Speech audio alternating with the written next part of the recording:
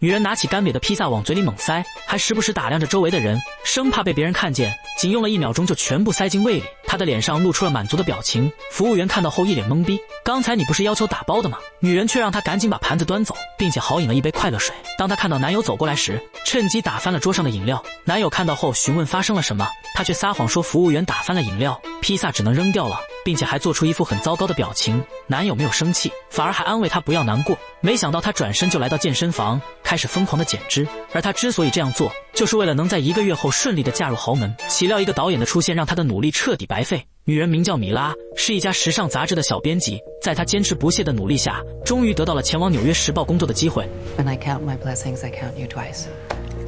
Draft by the end of the week.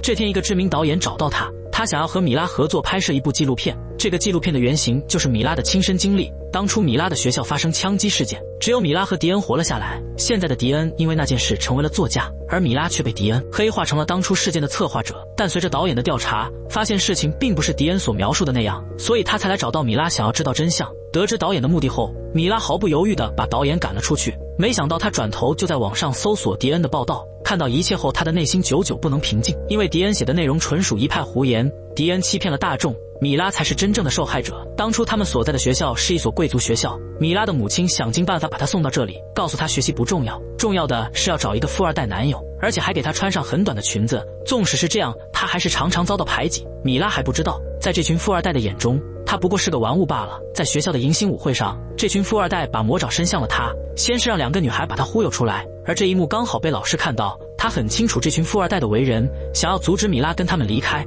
但米拉却不以为意，跟着他们上了富二代的车。来到派对的米拉彻底玩嗨了，在酒精的麻痹下，他的意识开始模糊。当他清醒的时候，却发现自己正被侵犯。他想要离开这里，岂料另一个人把他像牲口一样拖走，再一次实施侵犯。就在他以为可以离开的时候，迪恩却强硬地把他再次扔到了床上。第3次被人侵犯，这一次他已经清醒了，趁机抓伤迪恩逃了出去。他跑到附近的便利店求救，好在遇见当初阻止他的老师。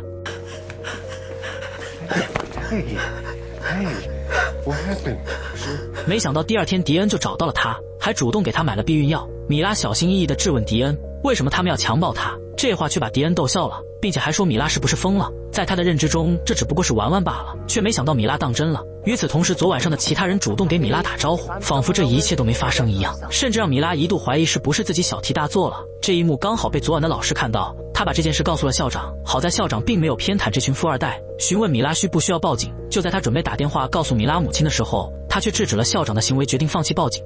Stop. No. 没想到第2天老师就被开除了。他把这件事告诉了好友卷毛和眼镜，他们在得知后并没有表现得很惊讶，因为2人早就遭受过迪恩的霸凌。Well, into the woods where Peyton pinned Ben to the ground and Dean took a shit on Ben's chest. I heard that he ate a burrito that day in preparation. Fuck you, Arthur! You're such a fucking prick, man.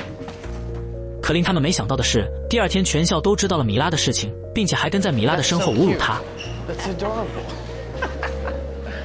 为了维护米拉的名声，卷毛出手教训了迪恩，却没想到失手打晕了老师，卷毛也因此被停学。也因为这件事让卷毛对米拉产生了反感，他认为米拉太懦弱了，才导致迪恩越发的猖狂。这些话刚好揭开了米拉的伤疤，气愤的他和卷毛彻底闹掰，并且还指责卷毛是一个懦夫。就是这句话让卷毛生出了一个可怕的想法。第2天食堂发生了爆炸，所有的学生落荒而逃，米拉和朋友跑到了2楼躲藏起来，他们想要报警，却发现没有信号。等到来人推开房门的时候，米拉却看到了拿着枪的眼镜。他拿着枪走到当初欺负他的人面前，毫不犹豫地扣动了扳机。庆幸的是他没有发现米拉等人，转身接着去屠杀其他人。米拉趁机拿走一把餐刀放在身上防身。就在他们跑出去的时候，眼镜追了上来，刚好开枪打中了当初侵犯米拉的人。米拉看着不断跑向自己的恶魔，他并没有开门等候，反而把门关上了。只听一声枪响，恶魔倒在了门外。他们跑到餐厅，刚好看到中枪的迪恩。岂料拿着枪的卷毛也走到了这里，他把枪交给米拉，让他亲自解决掉迪恩。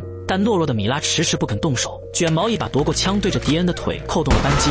令他没想到的是，米拉从身后抽出餐刀，直接扎在了他的脖子上。就这样，他死在了米拉的手中。卷毛至死眼神里都满含着疑惑，母亲带着米拉参加同学们的葬礼，却听到了迪恩传播米拉在学校乱搞，并且还说他和卷毛策划了这场大屠杀，以此来复仇。听到谣言的母亲非但没有相信他，反而指责他不检点。为此长大后的米拉不得不改名。好在她遇见了现在的男友，男友并不在乎她曾被侵犯的事情，可当她把纪录片的事情告诉丈夫后，却遭到了丈夫的强烈反对。长久以来的克制让她彻底爆发，曾经的阴影不断地侵蚀着她。令米拉没想到的是，隔天导演再次找到了她，告诉她迪恩希望和她见一面，只要米拉愿意见他，他可以公开为米拉证明清白。他很清楚这一切都是迪恩的敛财手段，迪恩根本没有悔改的心。米拉决心要让他身败名裂，他答应了导演的邀请，但不愿意和迪恩有任何接触，并且他不是以幸存者的身份接受采访，而是以受害者的身份。可当他来到采访的地点时，才发现是当初的学校。更令他想不到的是，迪恩突然出现在采访现场，气愤的他当即转身离开。他明白一次次的忍让换来的却是一次次的侵犯，他决定不再懦弱，把自己的经历写了下来。第二天，他找到了主编，告诉他自己要放弃前往《纽约时报》的机会，并且把自己的手稿交给了主编。当主编看到他的经历时，并没有惊讶，反而陷入了沉思，因为他也有相同的经历。他没有拒绝米拉的稿件，却指责米拉的文稿像一团狗屁。如果想要维护女性的尊严，就必须要更清晰明了的文稿，而不是这一篇毫无力量的咆哮。他鼓励米拉说出自己内心的真实想法，他的鼓励让米拉得到了更大的勇气。米拉主动来到了迪恩的书友会，直接面对这个虚伪的恶魔。迪恩起初还依靠卖惨来博取他的同情，但现在的米拉根本不吃这一套，而迪恩也卸下了虚伪的面具，威胁米拉配合他，否则他的未婚夫就会知道他被强暴的事情，他会失去一切。但米拉等的就是他的威胁，因为他早就打开了语音设备，他要让迪恩彻底的身败名裂。很快米拉就迎来了结婚的日子，也就在这天，她接到了主编的电话，她的事情上了《纽约时报》的头版头条。她主动把这件事告诉了丈夫，得知一切的丈夫质问她为什么不提前告诉她。她很清楚她的家族绝不允许这样的米拉成为她的妻子。这一刻，米拉决定不再迎合着他，她要为自己活着。她告诉了丈夫一切，虽然他们分开了，但她过上了自己喜欢的生活，再也不用迎合别人。她选择了自己喜欢的《纽约时报》。米拉的事迹引起了很多女性的共鸣，帮助更多的女性维护了自己的尊严。